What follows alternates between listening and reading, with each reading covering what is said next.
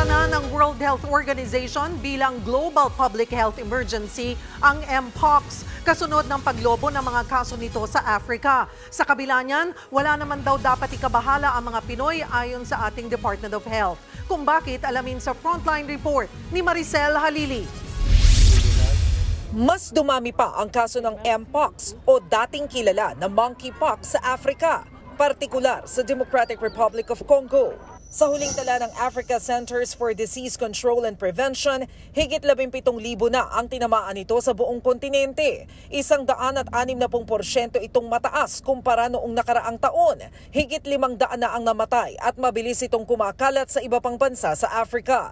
Dahil dito, idineklara na ng World Health Organization bilang Public Health Emergency of International Concern ang Mpox. Ito ang pinakamataas na alert level sa buong mundo. Huling nagdeklara ng Public Health Emergency of International Concern ng WHO para sa Mpox noong 2022 kasabay ng COVID-19 na nagdulot ng pandemya.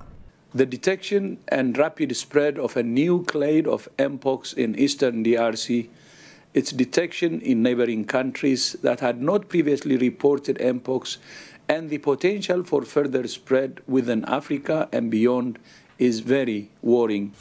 Dahil dyan, gagamit ng mas malaking pondo para sa pagsisiyasat at pagpapatupad ng mga hakbang para hindi makalabas sa African continent ang virus. Ang Mpox ay isang nakahahawang sakit na nakukuha mula sa virus. Kabilang sa mga sintomas ang pagkakaroon ng lagnat at rashes o pantal. Lumalala raw ito kapag hindi nade-disinfect, lalo't may nana ito.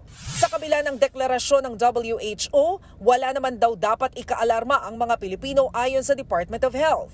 Sabi ni Health Spokesperson Assistant Secretary Albert Domingo, wala nang aktibong kaso nito sa bansa. Nakapagtala dati ng 9 na kaso pero noong December 2023 pa ang pinakahuli at lahat daw ito magaling na.